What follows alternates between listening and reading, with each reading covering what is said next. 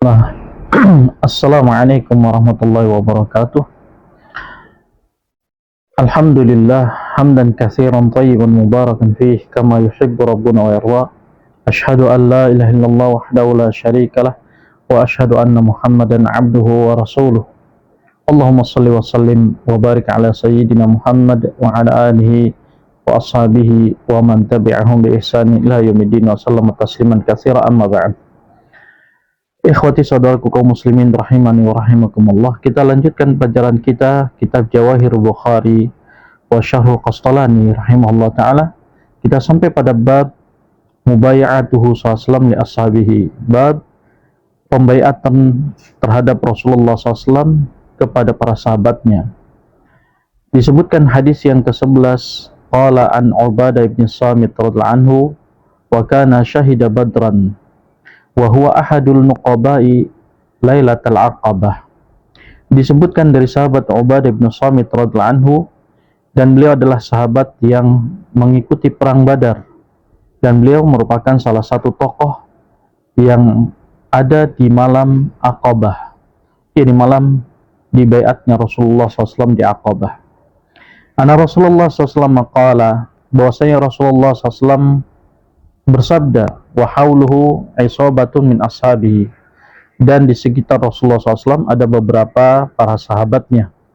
Kata Nabi SAW kepada mereka, bayyi'uni ala alla tusyriku billahi syai'an, berbaiatlah kalian kepadaku untuk tidak berbuat syirik kepada Allah sedikit pun, wala tasriku, dan jangan kalian mencuri, wala taznu, jangan kalian berzina, wala taqtulu auladakum, dan jangan pula kalian membunuh anak-anak kalian, wala ta'tu bibuhtan, dan jangan kalian berbuat kedustaan, taftarunahu baina aidikum, yang kalian dustakan di antara kalian, wa arjulikum, dan juga di belakang kalian, wala ta'asu fi ma'rufin, dan jangan pula kalian bermaksiat dalam perkara yang ma'ruf.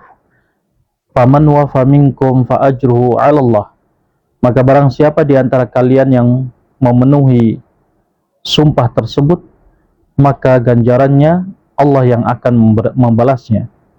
Wa man asaba min dzalika syai'an wa 'uqiba fid dunya fa huwa kafaratun lahu, dan barang siapa yang melakukan hal itu selain daripada kesyirikan, maka uqiba fid dunya, dia akan mendapatkan hukumannya, fa huwa kafaratun lahu, dan hukuman itu menjadi kafarah baginya.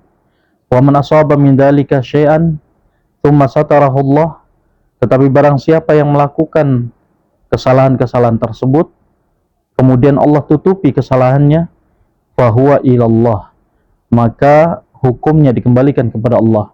Insya'a afa anhu, kalau memang Allah berkehendak Allah akan mengampuninya, wa insya'a aqabahu, dan jika Allah berkehendak maka Allah akan menghukumnya. Fa bay'anahu ala dzalik, maka kami pun, kata para sahabat, membaiat Rasulullah SAW atas yang demikian itu semua. Maka Imam Al-Karmani rahimahullah ta'ala menjelaskan, i'lam anna Rasulullah SAW kana ya'rudu nafsahu ala qabailil Arab. Ketahuilah bahwasanya Rasulullah SAW di dalam hadis ini, beliau menawarkan dirinya kepada kabilah-kabilah bangsa Arab di kulli musim, di setiap musimnya. Wa bainama huwa 'indal Aqabah, dan ketika beliau berada di Aqabah, idlaqiya rahtan minal Khazraj, ternyata beliau berjumpa dengan sekelompok pemuda dari kaum Khazraj. Faqala, maka Rasulullah SAW pun bersabda kepada mereka, ala tajlisuna ukallimukum, tidakkah kalian mau duduk-duduk untuk aku sampaikan beberapa hal kepada kalian? Qalu bala, mereka pun menjawabnya tentu. Fajalasu fada'ahum ilallahi ta'ala wa arada alaihimul Islam, maka Rasulullah SAW pun mengajak mereka untuk kembali kepada Allah dan menawarkan Islam kepada mereka. Wa tala alaihimul Qur'an, dan membacakan Al-Qur'an kepada mereka.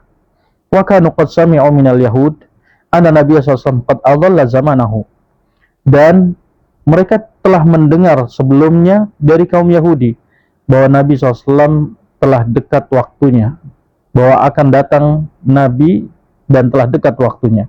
Faqala ba'duhum li ba'din wallahi innahu ladzak. Maka sebagian mereka berbisik kepada sebagian lainnya dengan mengatakan, demi Allah, sesungguhnya sepertinya dia inilah Nabi. Fala yasbiqannal yahud 'alaikum. Maka jangan sampai kalian didahului oleh kaum Yahudi. Fa'ajabu, maka mereka pun memenuhi dakwah Rasulullah SAW. Falaman sarafu ila biladihim wa dzakarahu liqaumihim fasya amru Rasulillah SAW bil aqabah. Dan ketika mereka kembali ke negeri mereka dan menyampaikan kepada kaum mereka tentang Rasulullah SAW, maka tersebarlah berita tentang Rasulullah SAW di Aqabah. Wahiyya bai'atul aqabatil ula, dan itulah kisah terjadinya bai'at Aqabah yang pertama. Wallahu a'lam bishawab. Subhanakallahumma wa bihamdik asyhadu an la ilaha illa anta astaghfiruka wa atubu ilaik. Wassalamualaikum warahmatullahi wabarakatuh.